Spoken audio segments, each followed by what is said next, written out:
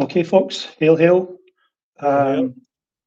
Welcome to A Celtic World, a podcast created by Celtic fans all over this fine world, for Celtic fans all over this fine world. Apologies to some of the new Celtic fans who are going to be joining us today. Gavin has changed the settings in YouTube so that if new subscribers want to join and add their comments, then have to wait 1 hour before they're able to make their comments. Basically, we're expecting a bit of a Hunfestation after what was, frankly, the worst European performance in history. So let's. I don't know what I've done here in terms of the context. Here we are. So this is my first time hosting this season. For those of you who think that Gav's had a bit of a change. First of all, I'd just like to get some house rules. So I've messaged in the comments section if you can let us know if the sound is too high, too low. I cannot comment on the quality of what I'm going to say, but I can assure you that Stephen and Brian are going to be here to do the heavy lifting as usual. So let me first of all welcome Stephen from Australia, and if you can let us know, how did you watch the disaster that was the other night? Thank you. Yeah, hello David, hello Brian, hello everyone in the comments. There's a bit of a sombre mood over things tonight, probably. Understandably, I don't think it's going to be much fun. I watched the game here. It was a 5 a.m. kickoff here in Sydney. And, unlike, people watching it back home, I had a full day to stew on that result, a full working day to stew on it. And it was just awful. My initial reaction was one of devastation and deflation. And as the day progressed yesterday, that kind of morphed into anger. And I was a bit scattergun in the target for my anger. So I went to bed last night, trying to get a bit of retrospection on it, and maybe wake up with a different view on it, a bit more positivity. But I've woke up this morning even angrier. So I'm angry at everyone. I'm angry at the board. I'm angry at Martinoneill. I'm angry at Callum McGregor. I'm angry at Luke McCowan.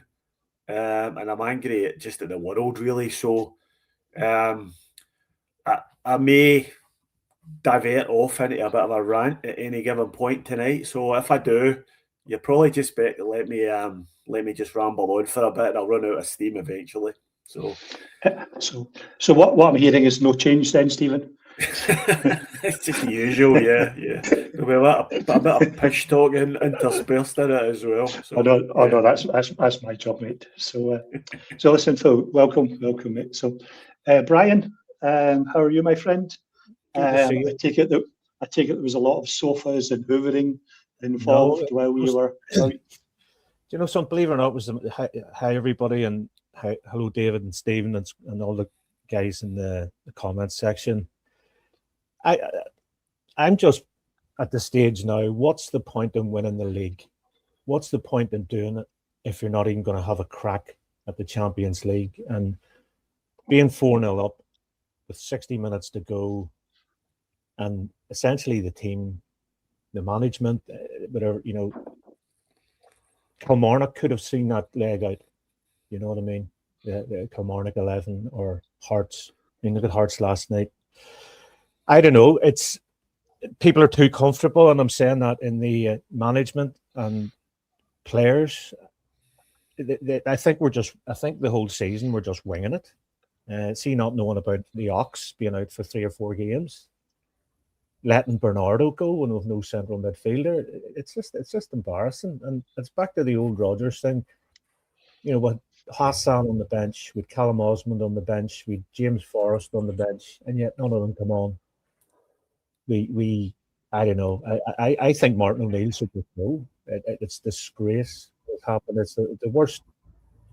Being up there and then going down to this, and I would be knocking on Eddie Howe's door and saying, Eddie, how much do you want? But something, why would he even bother coming to us? Because we're a complete bomb out of a club. I don't know. I'm not doing this again this season. I'm not going through the pain of last season. And to be honest with you, whatever win the League Cup, double, treble, couldn't care. It's like, do you remember Nokia and Ratner's, BlackBerry and Kodak, and all those big companies that were happy to sit back and see what happens? Well, that's what's going to happen to Celtic. They're going to be the also-rans. And it's actually getting embarrassing. I remember I used to say to my late father, he used to go, Lisbon lands, and I was, Party Nicholas was better than John, Party Nicholas is better than Johnny Johnson. I'm still going on, and God rest, or not God rest him, but Jim Craig, I'll tell you what, none of them boys could lace his boot. And I advise all Celtic fans, don't get too involved. Don't let it overtake your life. There's much better things in life worth, going see that friend that you wanted to go and see, go for that walk, take the dog for a walk, go to a concert, because Celtic will always, they pull at the heartstrings, and that's the thing I love about it. It's a Celtic family, but it's like with absentee parents. We're all great together. We're all great as family, but our parents are not leading us, and it's just, it's the same old story. It's actually embarrassing, and I'm not going to get annoyed about it anymore. I sat, believe it or not, watching the game, and I was so, when you say you can see this coming, and the only thing I'm annoyed about, I didn't put a bet on Lask when we were 4-0 up, because you would have got them at about 50-1 to qualify. But anyway, look, I'm looking today as a therapy session, but I'm also looking at positives. What positives were there's none to take. The positives are the first 60 minutes. The first 30 minutes of the game, we were 4-0 up, and then anything after that is just any guys that should give the fans, not poor lad James, God rest his soul, and Paul, who died at the game. A poor lad. That's all I can say. His thoughts to his family, and if the Celtic players, Celtic team, Celtic management had anything about them, they would, give all the fans a refund, and they would also do something memorial for that fella. But there you go. You know me, I sit in the fence. Yeah. Okay, well, listen, thank you, Brian, for making Stephen sound super positive and optimistic. I guess it's up to me to try and uplift the show. So I'm hoping for some positive comments from the from the chat. Just to clarify for people, I will not be replacing Gavin in the singing stakes.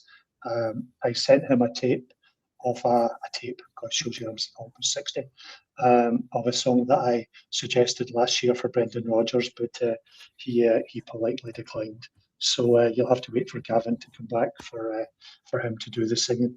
So with no further ado, let's get into it. Brian, you mentioned I think that the fair plays to Lisk. They did the rest in peace James, and obviously people talk about football being more important than life and death, which is bollocks, obviously. Even though we're all devastated, but obviously with James, with Paul Lennon, last week, etc. It puts things into perspective. But I really thought that the Lisk, that was really good. I also saw that they changed one of their pubs for the duration of the time Celtic were there. To one of their pubs was called the Celtic Boys Inn or something like that, which I thought was very good marketing. But Brian, you've already touched on that. But Stephen, I think it was a very, very good gesture by Lisk to do that. Yeah, 100%. I think that entire club done themselves proud by not only this which was a very, very respectful thing to do. But they just showed us that, their fans never stopped singing the whole 120 minutes. And the team themselves just showed us how a team with much lesser resources than us can get it right on the pitch and can embarrass a team like Celtic. And they fully deserve their spot in the Champions League. And I hope they do. I hope they do well. I don't think they will. I think they'll get horsed fairly unceremoniously. But I don't have any gripe with the club at all. And it was a nice touch of them remembering the poor soul that passed away at the home leg. So fair play to them for that. Yeah, definitely. So listen, folks, I put in the stream what we're going to talk about today. So obviously the game, how did it go so wrong? The key players. I think in terms of I saw some reaction, maybe overreaction, in some of the websites yesterday. Should Martinoneill stay? Should he go? Should he be sacked? Some of it I thought was some of the reaction yesterday. I thought was obviously many people were hurting, quite rightly, but some of the messages were quite extreme. Also, when we talk about the key players, I want to touch on some of get your views in terms of some of the reactions. I think Luke McCowan in particular, massive Celtic fan, his whole family are Celtic fans. He'll be hurting more than everybody. But a lot of the comments yesterday were abuse rather than criticism. So I'd like to get your views on that. This is not me being woke. I just think we have to understand again the life and death and everything else. So I look forward to hearing your comments on that. If we've got time, we can talk about whether we're interested in Europa. Obviously, at this stage, I think we can agree it's the last thing we wanted after being 4-0 up. And then SPL fodder, if we've got time at the end, of the team that we might have out against Falkirk. So let me just try and get rid of the banner and then get back into the game itself. So, Brian, any surprises from you from the lineup?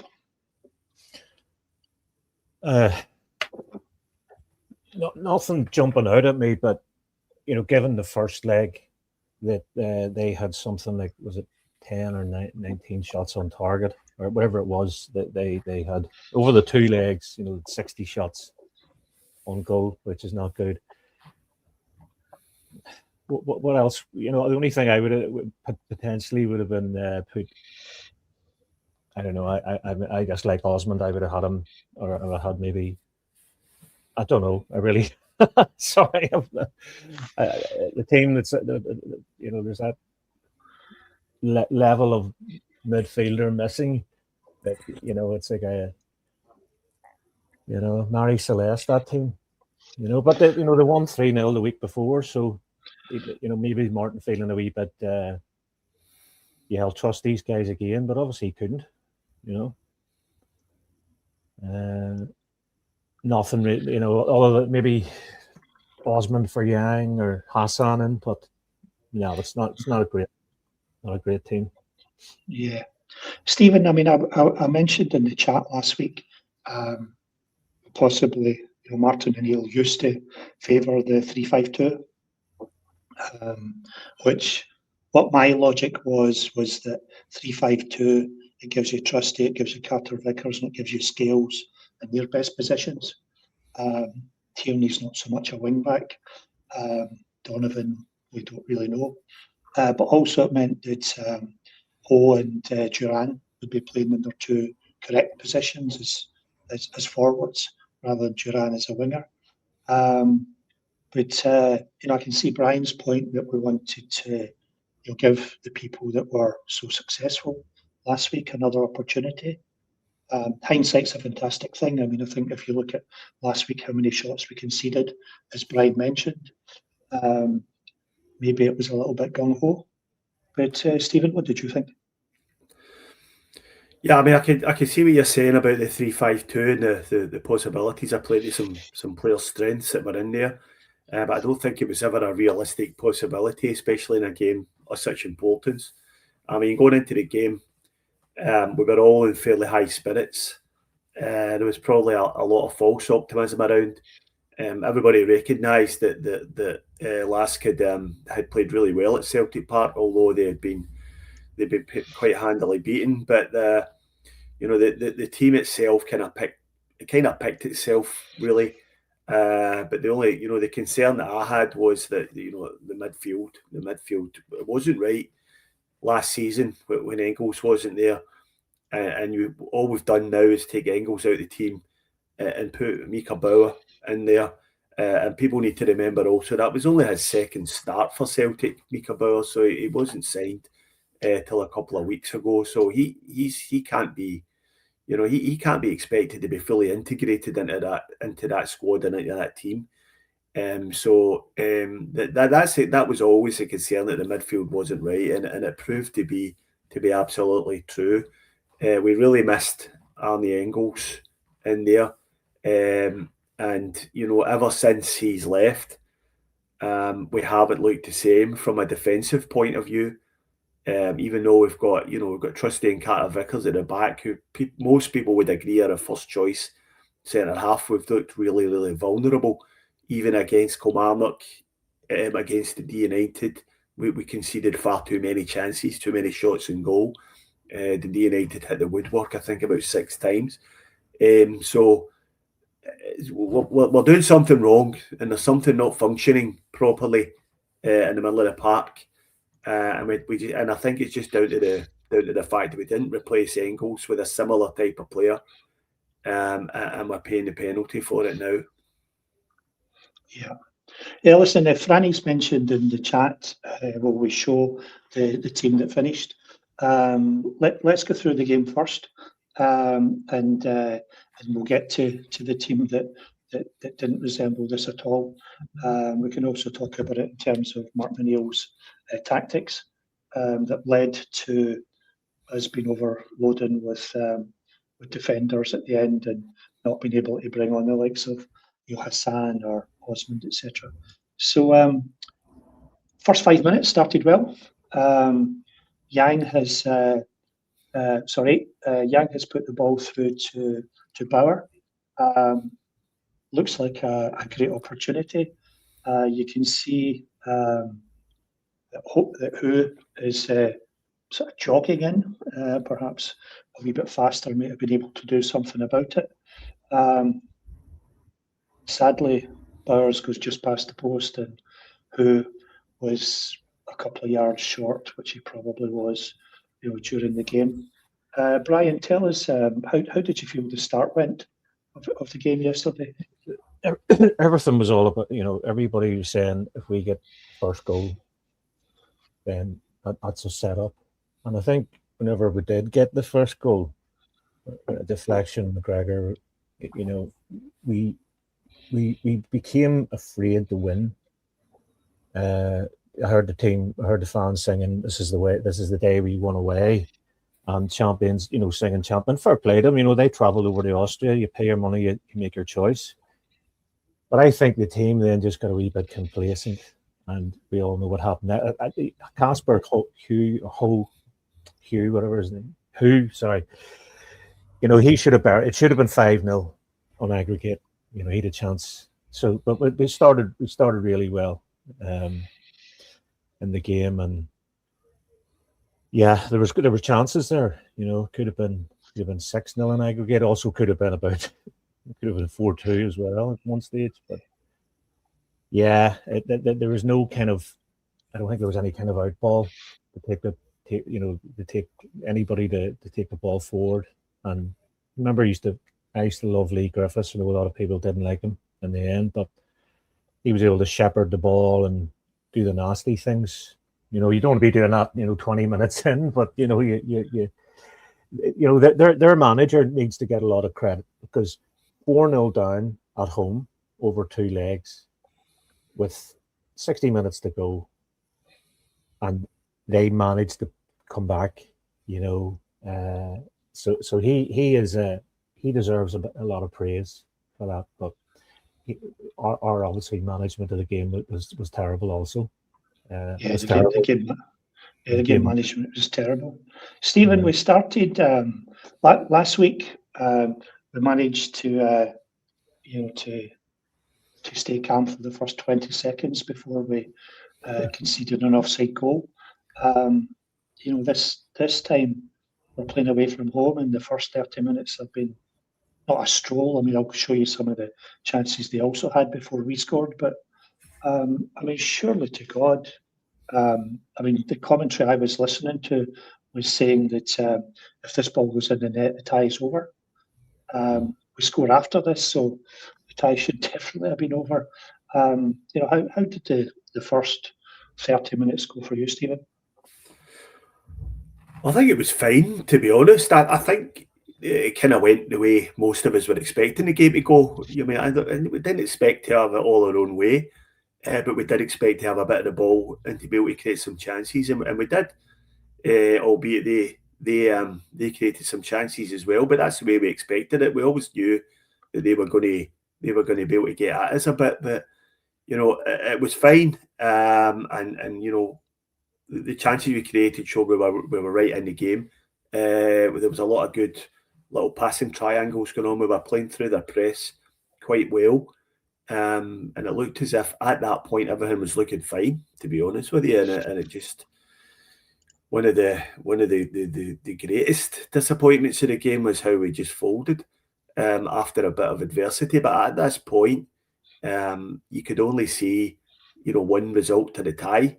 I always thought we would concede, but I always knew I knew we would score over there. I really hoped we would, and I hoped we would get a couple of goals. And after 30 minutes, you're thinking, so far so good. Yeah, for sure. So just running through some of the early, I've pasted a few of these for my sins. I had to go through the highlights yesterday to sort of go through each of these kind of stills, and it was the last thing I wanted to be doing to relive the nightmare of this nonsense. But again, this is 13 minutes in. Who is he's got a great chance. He can either shoot from there, he can bring in the defender and pass it over to, I think it was Duran, or else he can pretty much have a shot. Now, anyone who's ever seen me try to play football would know I've got no right to be commenting on this, but for me, it's 2 against 1. The defender's clearly facing towards Duran. Surely you just show a bit of composure, get past the defender, you're 1-on-1 with the goalkeeper. Another option, for me, it looked as if he was clearly given the eyes to put the ball into the far corner. Whereas if we've seen somebody like Moravcik and other people putting it in the inside, but instead of which, who pretty much did nothing. He could have nutmegged them there, looking at the still. Yeah, and Duran is onside. But yes, I still even think if we were 5-0 up, that last would have probably come back with our management, the game management. I wanted to ask you, Stephen. Last week, I was looking through the comments on the game last week, and Dundee United and Kilmarnock, and who was seen as a superstar, and now he's shite. Now I know that all football fans all over the world, they go from one extreme to the other. Was the Kilmarnock 30 minutes hat-trick, is that a flash in the pan? I don't think so, but I'd like to get your views on, especially his performance last night. I saw that when we talk about nonsense, Graham Spears said it was the worst performance by a number 9 in any European competition in history. Hyperbole much? Just a bit. Yeah. Now, look, it's kind of hard to make a case that he played well last night. He didn't, but there are a number of mitigating factors behind that. One of them is the fact that despite Martinoneill being quite clear about the fact that he's not a target man, he's not, he's not going to be used like that. We've then proceeded to use him exactly like that. And he's just become a big outball for us to hoover up the park and hope that he can, muscle off 2 or 3 defenders and bring other players into the game. But he's not that type of player.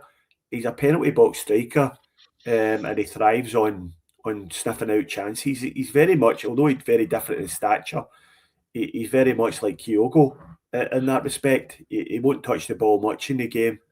But generally his touches end up in goals.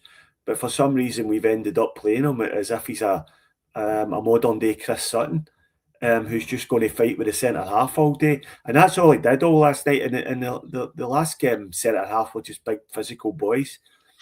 And he just didn't get any joy out of them. The service up to him wasn't great. It was always a bit off. We didn't get enough players round about him. And the centre halves, that was exactly the type of game that they wanted. They wanted a physical contest in it, and they got exactly that. So I think the jury's, for me anyway, the jury's still very much out on him. He did score 3 against Kilmarnock. Kilmarnock were god awful that day, though, it has to be said. But he does have a record of scoring at a very good level. So I think if we're just not getting the best out of him just now. If we can get playing to a point where we've got decent wingers who are hitting the byline, or cutting inside and sliding balls into him in the box, then I think he'll score goals for us. I'm pretty sure he's going to score 20 goals for us this season at least. But I just don't think he's being used properly, and that's the frustration, particularly since Martinoneill told us when he signed him what he was, and has proceeded to use him as the exact opposite. Yeah. For me, that's a frustrating thing. I think I'll show some clips later on that show the appalling game management, or the lack of game management. We know he's not strong at holding the ball up, although he did reasonably well last week. But the hoofball that just went up to him time and time again, it just wasn't working. So moving on, 18th minute, first big chance that Lask had. Header from a corner. Again, look at the Celtic defenders, they're all over the place. I think that's Donovan who's wrong side of his attacker.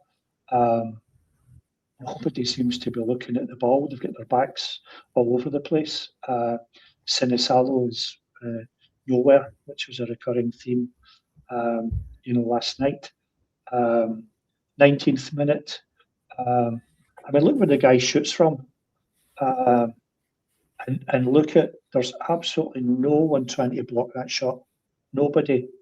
You can see the ball's already, a third of the way towards goal, and no one's bothered their arse to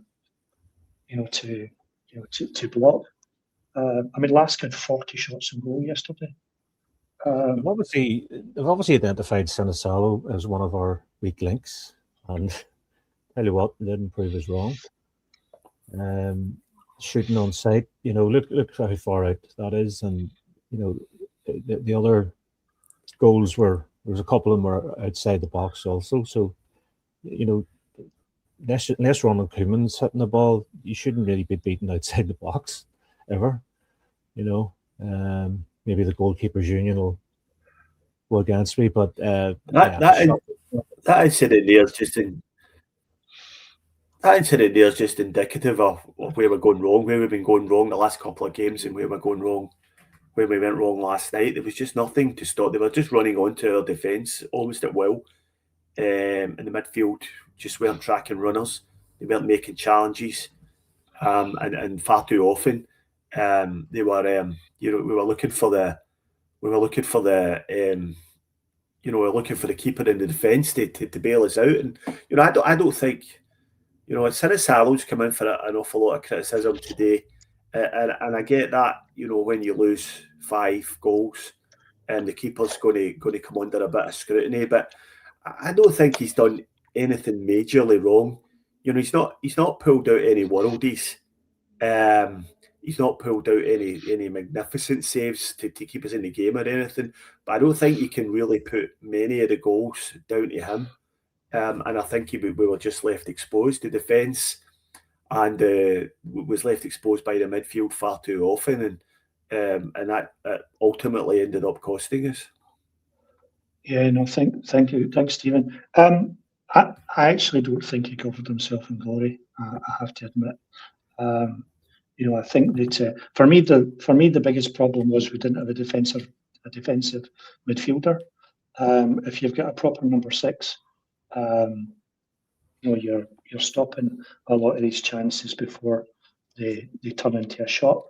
But I do think he could have done better, with the best will in the world, with some of the efforts. I mean, this one I've got up here, the one that we've just shown you. I mean, it was 25 yards out from an angle, and it's beat him in his inside post, which I don't think was his finest moment. But no, I mean, he was far from our worst player, but and he definitely made a brilliant save towards the end. He did make a really good save. Is that the Gordon Banks kind of one? He tipped it over the bar.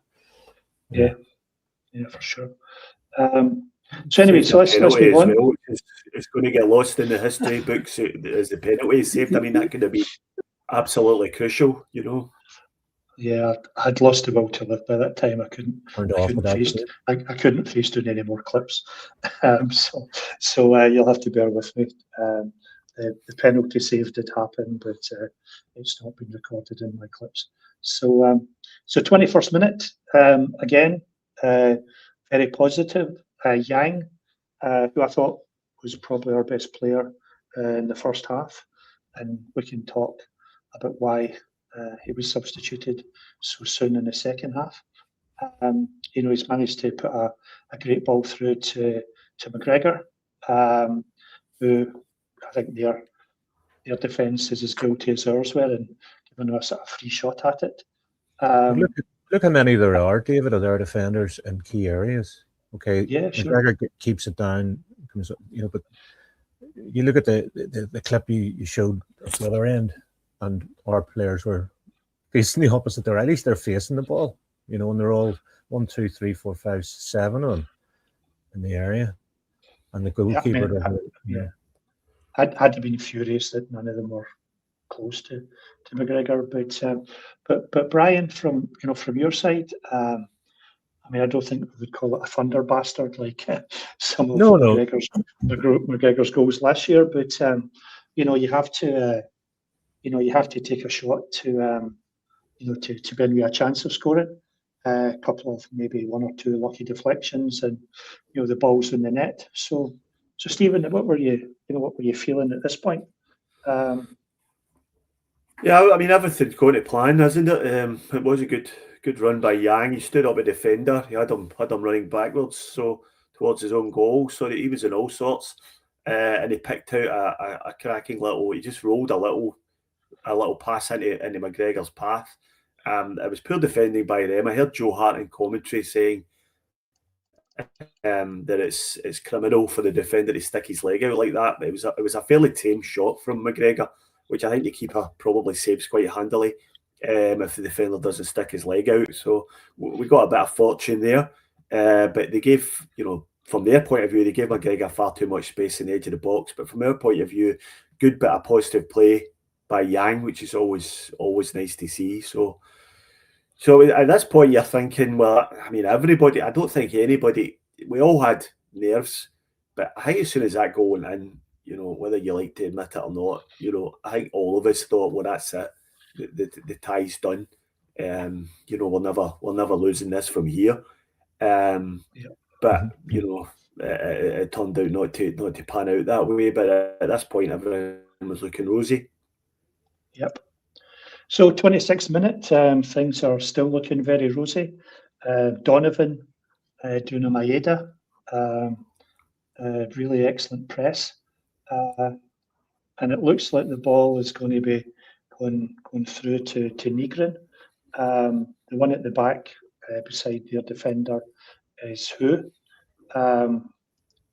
So the ball sort of comes through, and I don't know if Nygren or Who get in their own way or get into each other's way even. But if you look at from this one to the next still, Brian, the next still shows you the keeper hasn't moved off his 6-yard line. So Who has about 12 yards to control the ball. Yeah, and he takes it first time, tries a chip. And this, no, but he's not done it first time. Look at that. It's taken him 10 yards to get to trying the chip. I think a basic level of control, he would have been doing the chip or giving himself different options. Taking it out right, like Mark Hughes against Barcelona. Yeah, that was some goal. You're showing your age there. 91 or 92, I think it was.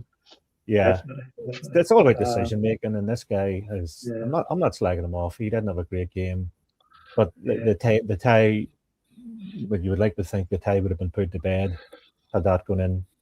But hey, it's Celtic. Yeah. In the words of Mick McCarthy, can it get any worse? It can. It can. So sorry for laughing. I've managed to keep the sort of positivity up as much as possible. So then we get to the 31st minute, and Nygren does a defence splitting pass, sadly splitting our defence. Stephen, I mean, can you tell me, have you got any idea who he was trying to pass it to? The clip doesn't show it, but the goalkeeper's on his line. He looks as if he's kind of looking towards Donovan. Don't know what McGregor's doing because their attacker has run off him. So I don't understand what McGregor was doing at all. Stephen, can you enlighten us? Well, no, unfortunately I can't, no, but what I will say is, though, I absolutely hate this type of situation when teams put themselves in it, because you've got you can see it for the picture there, Lasker pressing high, everybody's marked pretty much, and there's really nowhere he can put that ball. The only ball he could have played there was out to Donovan, who's standing on the touchline. And that's probably where he should have played it. But even then, he would have been directly under pressure straight away. And, we've sort of been bemoaning the fact that we hoofed the ball up the park too much. But this is a perfect example where they should have hoofed it up the park.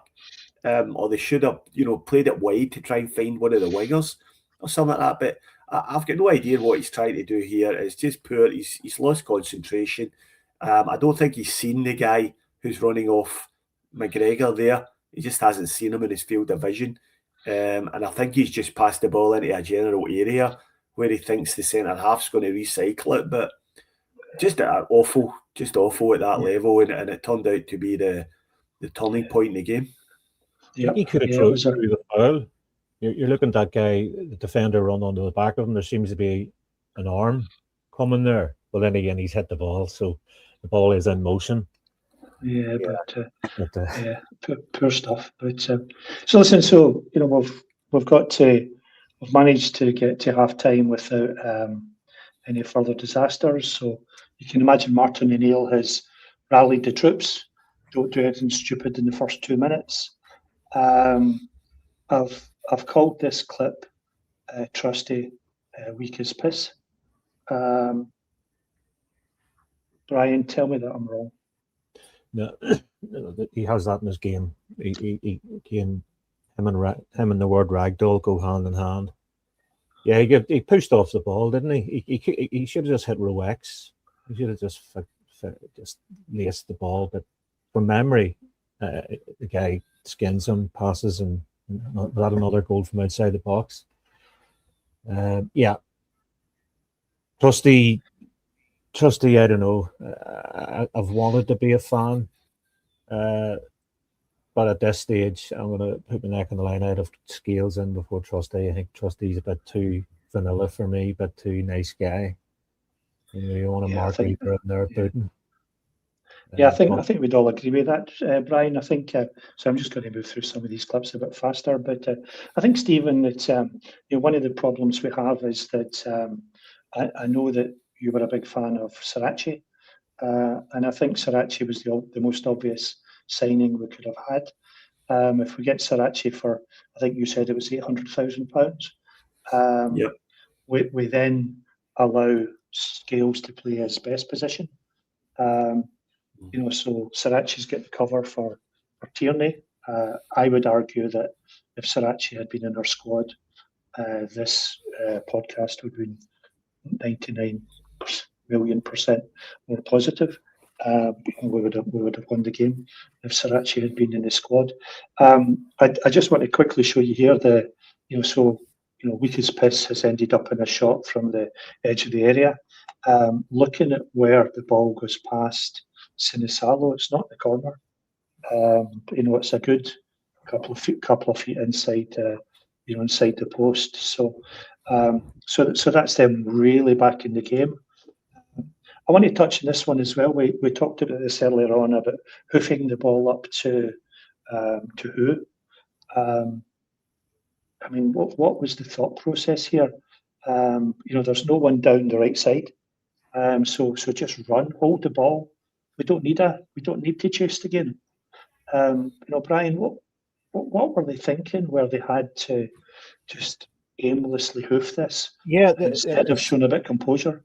The players were, certainly defence, stroke midfield, were afraid to take ownership of the ball and do something. They didn't want to be the fall guy, because they're looking at it going, well, there's Negrons done us up like a kipper, and then there's an individual error from Mr. Week's piss, Trusty. So if it's up the other end of the pitch, it's not our fault. Do you know what I mean? And that's the mentality of the team. They didn't want the ball. They were, as soon as they got it, they hoofed it. And the amount of times Sinisalo, when he had the ball, he should have took his 8 seconds or 10 seconds, whatever is allowed, and he was just wanting to get it hoof up. And I just don't understand it. And his distribution. I mean, I'm not a player but Jesus, he can't hit the. He's sitting hoofing the ball up to the Casper Who, and it's hit the left side, and Casper Who's on the right side. I mean, Jesus, they just held through the middle. Give the man half a chance. But it wasn't as if it was a windy day the night of the game. But no, I think it was, they weren't brave on the ball. They're at the stage. They knew that this was coming. What was the time frame from the first goal to the second goal? Was it 3 minutes or something? Yeah, pretty much. So I'm going to let me just rattle through these. So 10 seconds after the aimless hoof to Who, Donovan's running. No idea where the ball is. Their attacker clearly is watching where the ball is. Again, a shot from 25 yards out that finds the net. 69 minutes again. We're nowhere near it. He hits the bar. 89 minutes. This was the save from Sinisalo. It was a tremendous save, but sadly, Dane Murray, who 5th choice centre back, but somehow he was our first choice replacement at right back, playing the guy on.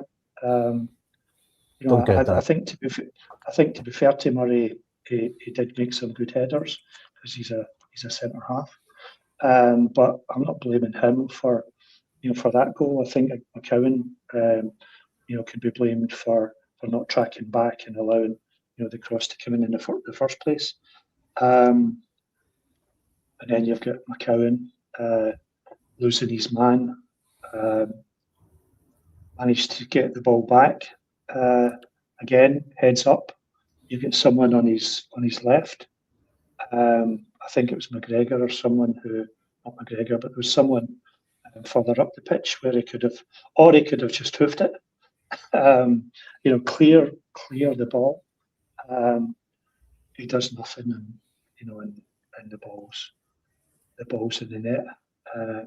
Again, I have to say, in my opinion, it wasn't a thunderbastard of a shot. It kind of reminded me a bit of the Huns goal that was conceded last week. Trundled past him rather than sort of flying past him. But let's leave it at that. I want to, Stephen, if we look at the key stats, I don't know if you can see that clearly. Lask, 38 attempts on goal, 98 attacks. I mean, they were at more than one attack a minute. I mean, I think I saw their XG, which was about 5 compared to ours, which was less than a half. I'm sure I saw Mahesh's in the chat, so I expect we'll get something from him in terms of the XG. But yeah, Stephen. I mean, I think for me this sort of says it all, really. Yeah, I think when you have 38 shots against you, then I think it's a reasonable conclusion to reach that something's gone badly wrong with the setup of the team.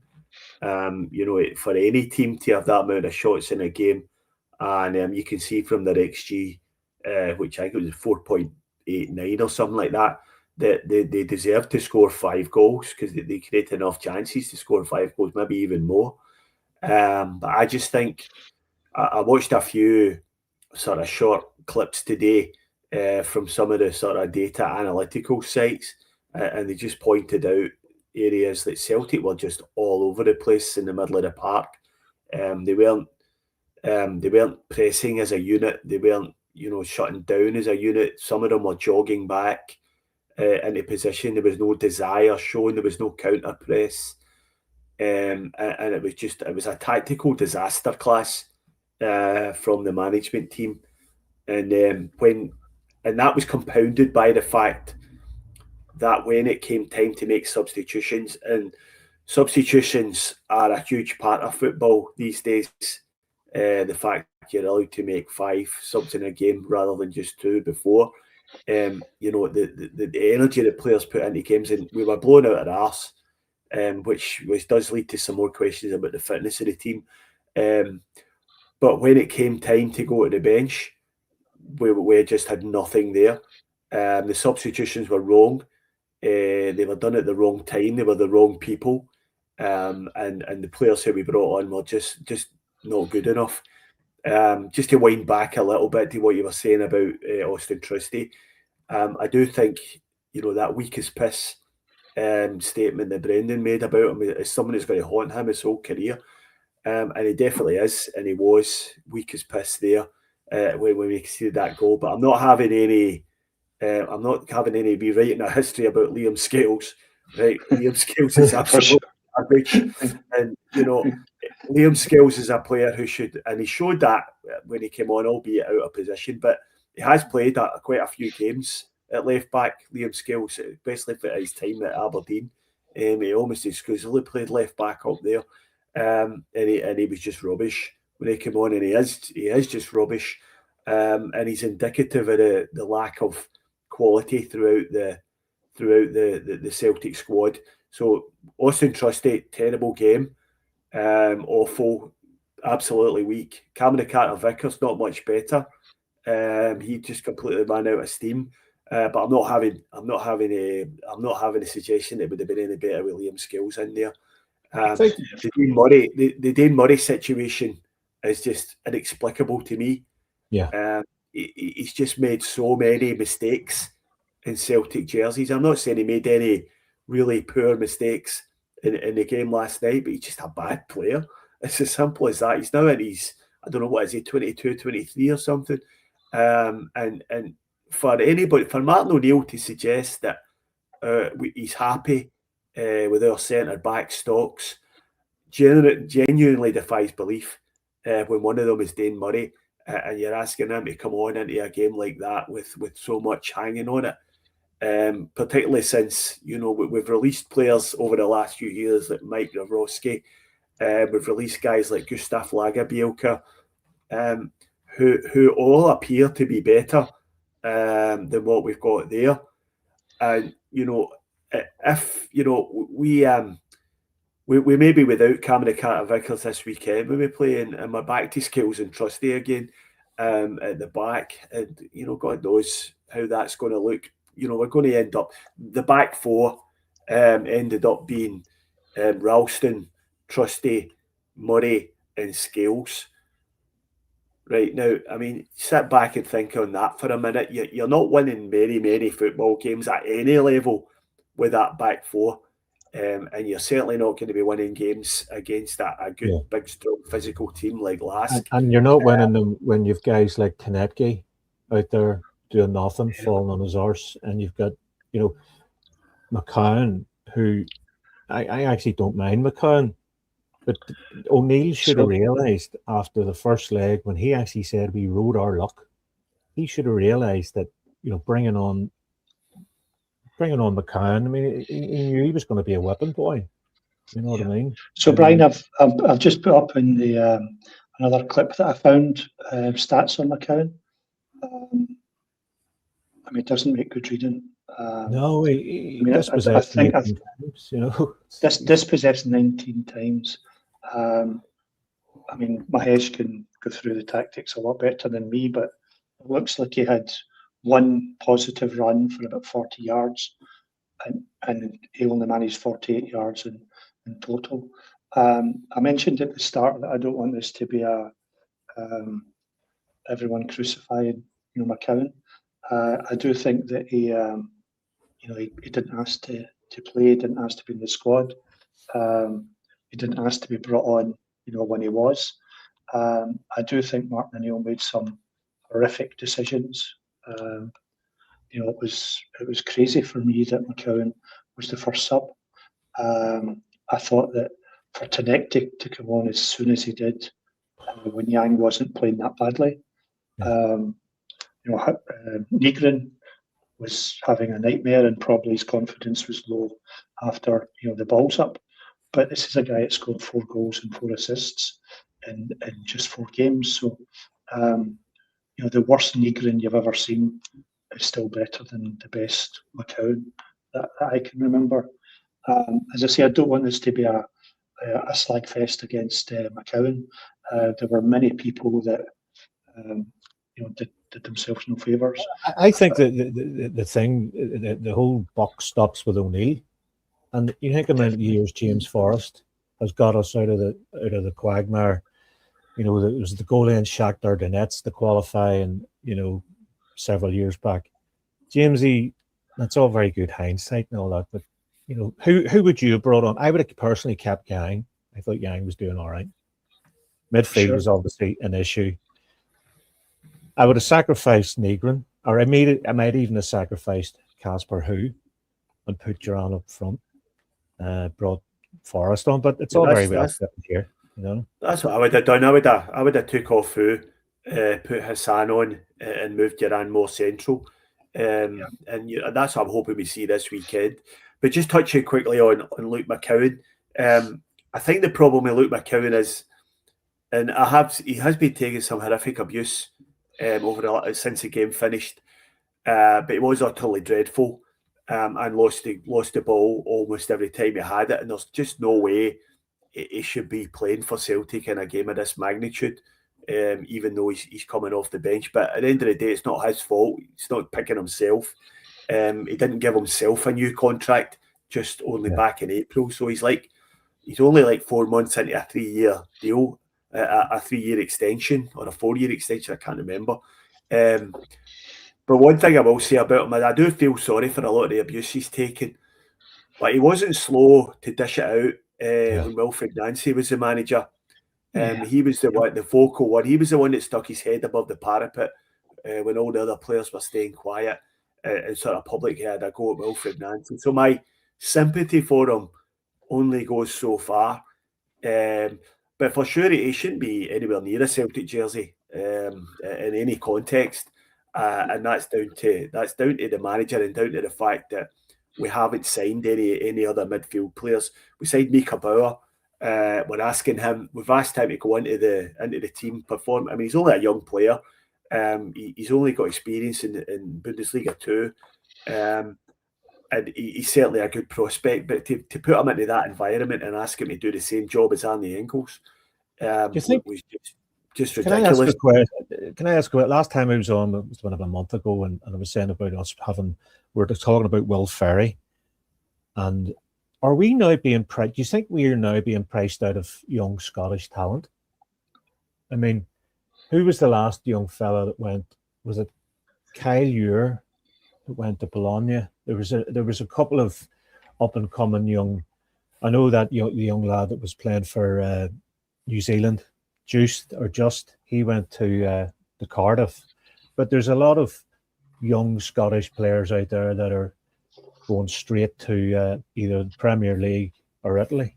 I mean, can we not compete anymore in these? If you had a Hartley and Robson in there, and I keep going back, but good things have been different. I mean, Brian, we've got £80 million in the bank. How can you be priced out of 800,000 for Sarachi? How can you be priced out? I think we're talking about Luke McCowan here, and he's probably the prime example of why you shouldn't be signing other players from the SPFL, just because they've looked all right and sort of the battlers. And I feel as if I should point out to you as well that Will Ferry's actually Irish and not Scottish. Perhaps you would have knew that better than me, Brian. We're all the same. No, but they're remember the days. I'm not sure if there's any Scottish players out there who would move the needle for us. I mean, I think Will Ferry's probably a decent enough player, and he might, go on to be better. Maybe there is a move for him to a big club at some point in the future. But I just look at all the other SPFL teams, and I don't really see anybody who I think would move the needle in our team. And as David rightly points out, we're sitting there with a bucket of cash that we should be able to attract. We should be able to attract players to the club of a far higher standard than what is in the SPFL. And the fact now that everybody's sort of resigned themselves to the prospect that we're now going to be looking at cheap signings and loans until the end of the transfer window, and all the players that we were supposedly looking at before are all gone for us now. But it's just nonsense. And it should be called out as a nonsense that it is. What we should be doing now is pursuing the exact same players who we were pursuing before. But we won't, because that would probably end up in the club making a small operating loss. And that's just something that won't be tolerated by those in charge of the club. So there's just no... It's just so depressing thinking about this, because what could have been, what could be the club that we could be if we just had a structure in place which allowed us to sign players in a timely manner. It's just all been done far too little and far too late. Yep. So in terms of what we could have won, we could have won the Champions League group stage. We could have won Saturday football, Saturday League. I mentioned in one of the chats the other day, it was quite ironic that we played like a Sunday League football team, and we're now getting Sunday League games for the foreseeable future. So the reality is we're in the Europa League. We're coming up to the hour mark, so keep us quite brief. But there's a lot of teams there that are beatable. I mean, this isn't the full list. I think some of it's quite inaccurate. Hearts, did well they're in the Conference League. But there's a lot of teams there that would still batter us. But I think we should still expect, with a basic level of investment, to get through the group stages on that. Any views? Any interest in the... Everybody, there's going to be very little interest in Europa League until the draw is made, and we draw. There's a good chance we're going to draw an English team, and that'll create a bit of interest. But The fact of the matter is, any notion that we are a Europa League club, as seems to be floated around today, LASK are not a Champions League club, and they are fairly typical of a team, probably maybe a pot 2 or a pot 3 Europa League team. Right, so they're exactly the type of team that we're going to be playing in this tournament, and they took 5 off us. So where this sort of notion that we've got a good chance of going places in the Europa League, not with the current squad, we don't. And all we're going to get, if we go into that tournament with the current squad, as well as the shit about playing Thursday, Sunday, which is just a nightmare, especially for us who live in overseas. You're asked to sit up halfway through the night on a Sunday night into Monday mornings, so many weeks in a row. Apart from that, we're going to get absolutely pumped in this unless we make some major changes to the squad. And the mood music is that's just not going to happen. So, to be honest, I would rather not. Just don't bother. I mean, I've got zero interest in this unless we show some sort of ambition over the next week to improve the squad to a point where we can see ourselves getting going on a bit of a run at the moment. Because at the moment, all I can see is more humpings. Do you think? Yeah. Sorry, I just want to say, like, in terms of Michael, I think in the chat we'll get people that are not interested, people that are. I think basically we're hurting badly after the other night, and as Stephen said, we're going to have we'll see what the groups are tomorrow evening, Asia time. So let's see who we get. But of course we all want Celtic to win the Europa League. We want to win every game that we can, but we're all hurting. Sorry, Brian, for interrupting you. No, I was interrupting you. I was thinking back at remember Schmeichel come out live on air saying that he's retired from football, and then he caught Martin unawares, and then you're looking at the Ox being banned for 3 games, Engels saying he's not wanting to play, and to a certain degree AJ didn't really want to play. Do you think there's a player power problem at Celtic within the group? And do you think that they look at Martin as this wee doddery old character? And because I thought Martin was quite ruthless towards the end when he didn't play a Tate, and he bombed a few players out. And do you think that the players are playing for him? Do you think that it's like we've heard this crap last year? It doesn't really work anymore. They need a bit more dynamism. They need a bit more, motivation, tactical nous. Do you think the players are doing it themselves and they've lost a bit of respect for Martin? I don't think so. I think, again, for me, Brian, there's a lot of hurt, there's a lot of anger. For whatever reason, the players shot the bed the other night. Stephen mentioned already that I think the warning signs were there. Dundee United hit the post bar about 5 or 6 times. Kilmarnock created chances. Everyone's created chances against us. I think over the 2 legs, LASK had 80 shots on goal. So I don't think it's the players not. When we had the feel-good factor 2 weeks ago or even last week, we were the best team, and this was the best Celtic we'd seen in years. And we've gone from being good guys, now we're pricks.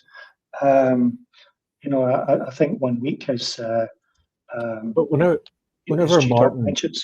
whenever Martin came out and said that we rode our luck in the first leg, and then for him not to change it, him and Maloney and Fozzie not to change it after coming out with that statement, my first show on the new season, I was on my iPhone. So what did I do? I went out and bought a new laptop so I could, didn't work for me. I was on the iPhone. I got bombed out for 4 weeks. Got my new laptop ready to rock. Yep. It's I think the problem begins and ends with recruitment at Celtic. We just don't recruit properly. We don't prepare properly for these games. We had that. It's been mentioned in the comments here. 3 out of our 4 across the back are injury prone.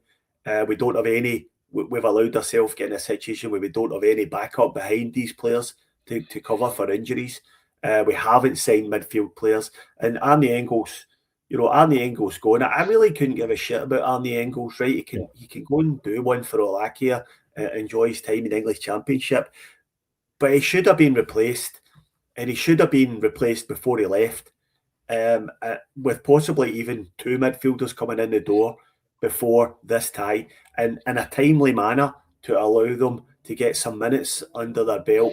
In order to make a real contribution, and we're left with Liam Scales at left back, an absolute disgrace. We know Tierney can't finish many games. Sarachi was in the building. It was an open goal to get that deal closed, and for some reason they didn't. So these problems, we had a really bad night on the field. Martinoneill has a lot of questions to answer. The tactics were all disgraceful, but recruitment also played a massive part in this, and don't let anybody be kidded about that.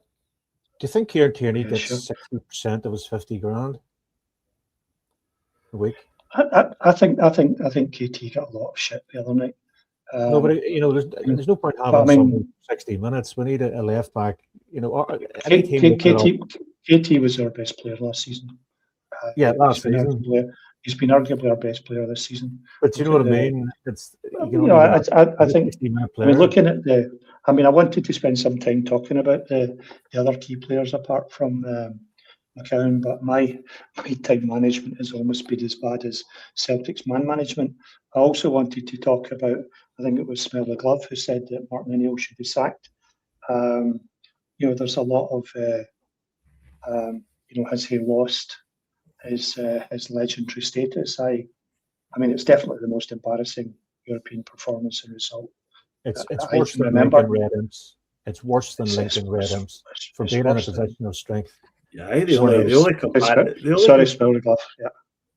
the only comparison is the game against Neuchâtel Xamax back in the 1990s when we lost 5-1 over there. But that wasn't a Champions League qualifier, so this one is worse than that. But just quickly on Kieran Tierney, I know we're running out of time, but he is getting a lot of stick about not being able to play 90 minutes. But he showed last year on numerous occasions that he can play 90 minutes, and he played over 50 games for Celtic last year. So I don't think Kieran Tierney's endurance is the issue here. The problem with Kieran Tierney is he's been asked to get up and down that flank constantly, and he does. He's got an engine on him and gets up and down, but any player would struggle to do that for 90 minutes, and it gets to the point where he starts tiring, and that's when you need a good substitute to come on.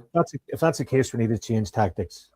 Yeah. We're burning a lot out. So lads, we're running very much over time. Apologies to Smell the Glove, mate. I do apologise. Trying to multitask is never my strongest suit, as anyone who's ever known me will attest to. We don't have any time. Can I ask for your predictions for Saturday? Will we get a good crowd? Will the fans be behind the team? What would your thanks, Milligov, sorry about that. What do you reckon for Falkirk on Saturday? Well, I think we'll probably win, but it's going to be a funny old atmosphere. I hope that he leaves Luke McCowan out the match day squad, because I think it could be quite toxic for him. And I hope that the anger, that if there is anger around, and I'm sure there will be, that it gets directed at the appropriate place, which is in the director's box. So we could have spent some time. I'm sure we'll talk about this in shows to come. I can only see this season turning into another shit fight between the fans and the board, and I think Saturday is the first time where we should be letting them know where we think the blame lies. So listen, lads, I'm going to just leave it there. Gav had in the show on Monday. Gav was talking about the pea and ham soup from a chicken, and I think there was a video about that one. We don't have time to post that one, but I don't want this to sound like it's crowdfunding. But this is my dog Bailey, who went in for an operation yesterday. He got 7 teeth taken out. when we showed the picture to our daughter, she asked us if Bailey was doing his own operation. So glad to say that he's recovering well. He stayed overnight. £1,200 for the privilege. Note to self: get some pet insurance. This was not crowdfunding. It was hopefully to end in a happy ending with. It's ironic, isn't it? That watching Celtic the other night was like pulling teeth, literally. Pulling 17 Bailey's gifts. So listen, folks. Let's leave it there. Massive thanks to Stephen, to Brian, to everyone in the chat for your comments. On Monday, I think Gav is back, so normal service will be resumed. Paul and Anthony will be doing the tactical review. So, folks, it is what it is. Let's see what we get in Europa League, and I predict 4-1 against Falkirk on Saturday. So, hail, folks, and have a great rest of your day. Cheers. Hail, everyone. Hail.